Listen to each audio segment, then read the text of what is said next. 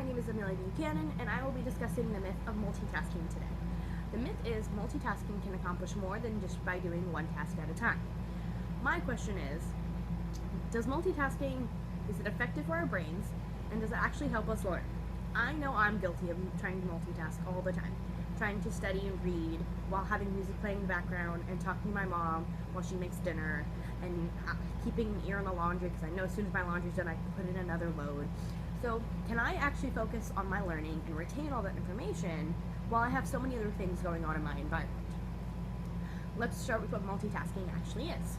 Multitasking may look like I'm just sitting on the couch reading while listening to the music and my mom and keeping an eye on the laundry, but in my head, our brains have to stop the first activity that we're doing, pause it, to focus in on the next activity, pause that one, and focus in on the third activity, then come back in and check on the first one.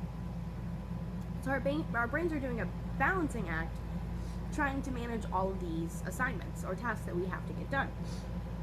Multitasking for too long can actually cause us to feel more tired than just focusing on one task at a time, because we're giving our full undivided attention to multiple things, and that's draining for our brains. Our brains need time to process that information that we're taking in from each assignment. And in our text, How We Learn by Benedict Casey explains how our brains make lists to balance all the information that we take in. Once a task is completed, we cross off our mental to-do list and move on to the next task. Casey used the example of the waitress remembering multiple orders throughout a shift without writing them down. Yes, she could complete the orders and put them in, but once the task or the order was done, she completely forgot them. She couldn't recall them. She didn't actually learn them. She just momentarily memorized them. Students cannot learn this way either. They can't balance multiple things and still retain the information that they're learning. In 2009, Clifford Nass from Stanford led a study that looked at how multitaskers and non-multitaskers process doing multiple things at once. The results showed that heavy multitaskers had a harder time remembering the task they had just done and the task that still needed to be completed than the ones who didn't multitask. They also found that they were more distracted than the ones who only did one task at a time. Jeffrey Evans, Joshua Rubinstein, and David Meyer also conducted a study in which participants multitasked or did not multitask. They found that the participants who multitasked between assignments actually lost more time by balancing. It took them longer to complete the assignments. They found that the brain had to stop an assignment, mentally prepare for what had to be done for the next assignment, start that new assignment, get focused in on that assignment, pause it, mentally prepare for the third one, start the third one, get in the depths of the third assignment, pause it, prepare for the fourth one, or check back in with the first one, so that they actually lost more time by trying to balance than those who just did one activity, gave their full undivided attention, completed it, crossed it off their list, and went on. Louisa Dillner listed some ways to manage multiple tasks at once. I know it's simple, but the first thing she said was just make a to-do list. That's it. Make a to-do list. It will help our brains visualize what the tasks need to be completed are, whether it's that day or the next day or what the tasks that need to be done for the week. Another strategy was to prioritize them by things that were time sensitive or the most important ones. So the time sensitive ones should probably be close to the top, and the ones she said to put a star or highlight and do different color, however you make your to-do list, the ones that need your undivided attention, like studying and learning, those need to be ones that are not multitasking for, so you can retain that information and have your brain process it and have your brain solely focus on that one thing. Now, multitasking can be done like doing laundry and watching TV at once. We're not trying to retain information then. We may forget a couple things that happened in the episode that we were watching, but that's okay.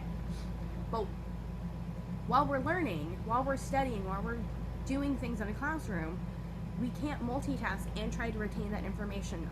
It's a strain on our brains to try to manage everything that's going on and try to retain the information and process that information that's going on.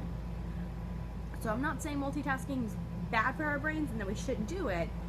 We just shouldn't do it while studying or while learning, because we want to retain that information. And learning is one of the activities that all of these studies that I found have stressed that need to be a sole activity done to focus so our brains can truly process and retain that information, and it goes into our memory.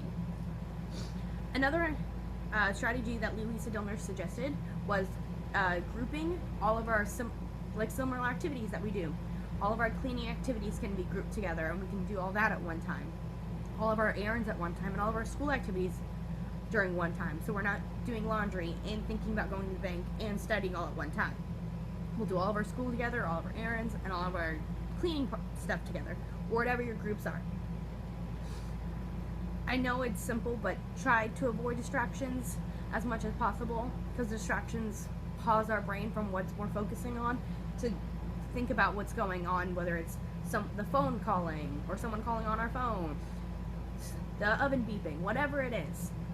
Try to avoid distractions.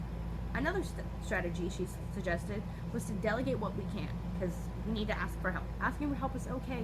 We only have 2 hands, and if we have things we need to get done, and we think the only way we can get them done is by multitasking, we can probably ask for help, because multitasking is not always going to get them done, or get them done effectively. Don't forget to take a break and sleep, though. Casey described how taking a 5 to 20 minute break helps our brain process the information we just took in. Sleep is just as important to retaining and learning information as taking breaks are, or not multitasking. We need all that time to take in what we just did, or what we just heard or learned. Our brains need some time to recuperate from a lot of learning. So from a lecture or a day of learning in a classroom, our brains need time to process. So multitasking may seem more effective and efficient for learning and to get all of our assignments done and make the day feel a little less stressful, but it doesn't actually help learning or retaining information. It can be done for mundane activities, but not for learning. We should not be multitasking while studying or learning. So the myth of multitasking has been busted.